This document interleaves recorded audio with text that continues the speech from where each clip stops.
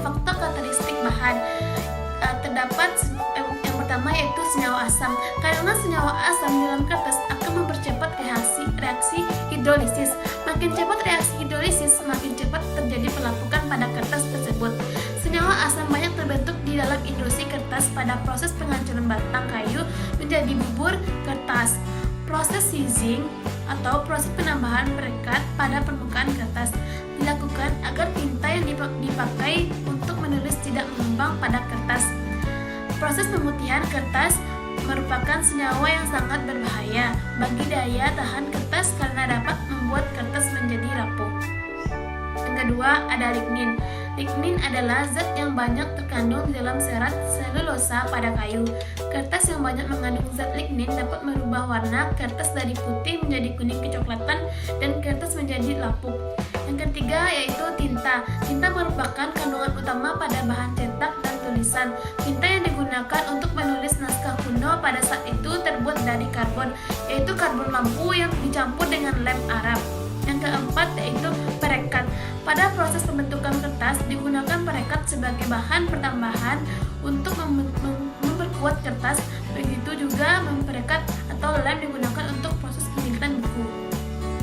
Yang kedua, faktor lingkungan. Seperti bahan organik lainnya, kertas merupakan bahan yang sensitif terhadap pengaruh lingkungan. Faktor lingkungan yang mempengaruhi kerusakan pada kertas diantaranya adalah yang pertama, temperatur dan kelembapan udara. Temperatur sangat berperan dalam merusak bahan perpustakaan. Perubahan temperatur akan menyebabkan perubahan kelembapan. Fluktuasi yang sangat praktis akan besar pengaruhnya terhadap kerusakan kertas karena kertas akan mengendur dan menegang. Jika hal ini terjadi berulang kali akan memutuskan ikatan rantai kimia pada serat selulosa kertas sehingga menyebabkan kertas menjadi rapuh. Kelembapan udara yang terlalu tinggi atau terlalu rendah akan menimbulkan beberapa masalah.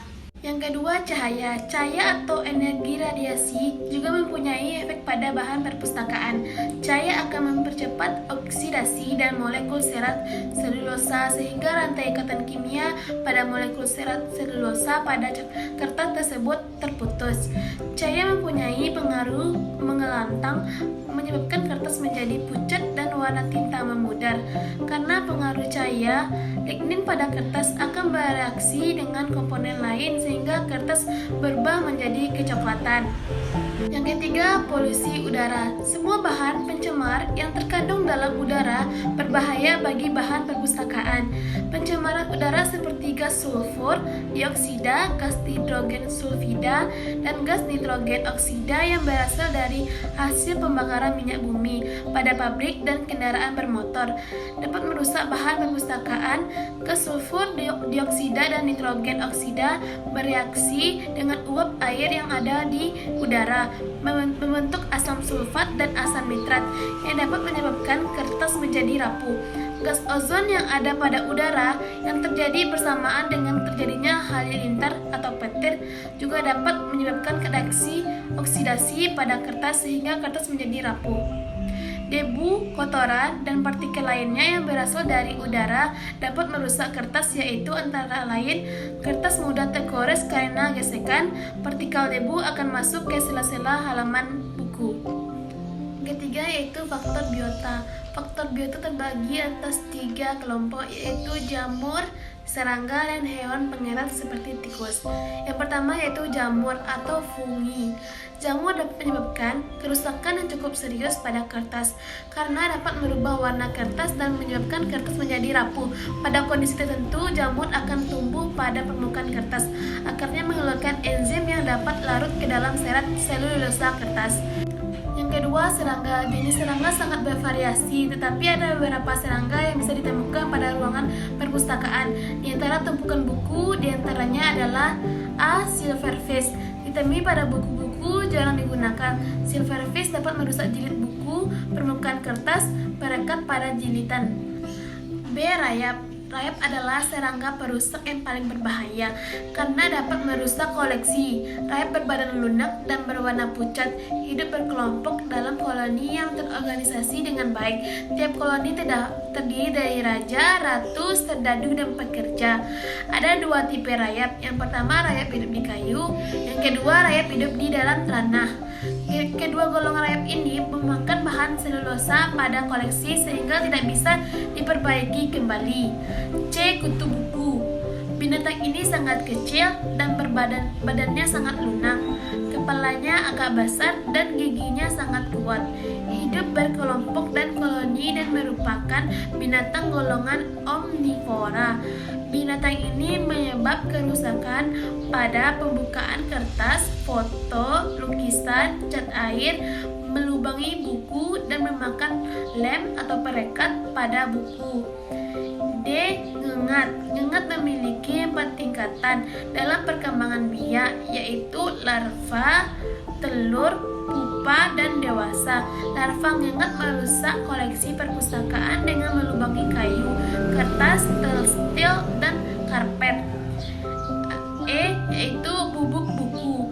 Binatang ini sangat merusak buku karena memakan hampir semua material yang ada pada buku.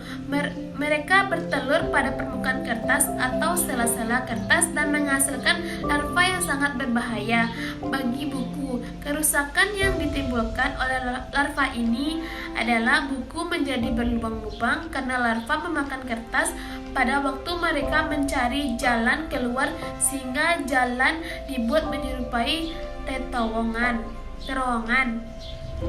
F. Yaitu kecoa. Kecoa mencari makanan pada malam hari dengan merusak koleksi yang terbuat dari kulit atau kertas. Lem atau perekat yang ada pada jilitan buku merupakan makanan yang disukai serangga. Yang ketiga, yang terakhir, yaitu hewan pengerat. Jenis hewan pengerat yang sangat berbahaya dalam merusak koleksi adalah tikus. Tikus menggunakan kertas untuk membuat sarang serta untuk mengasah giginya, sehingga buku-buku menjadi tidak utuh karena digerogoti oleh tikus. Tikus merupakan jenis hewan pengerat yang cukup serius, dapat merusak kertas. Tikus betina dan akan mengumpulkan kertas untuk dibuat sarang. Tikus juga merusak buku-buku karena kebiasaan mereka menggerogoti benda keras untuk menjaga gigi-gigi mereka yang tajam. Selain itu, urin dan kotoran tikus dapat menodai kertas serta dapat menimbulkan penyakit. Yang keempat, yaitu faktor manusia.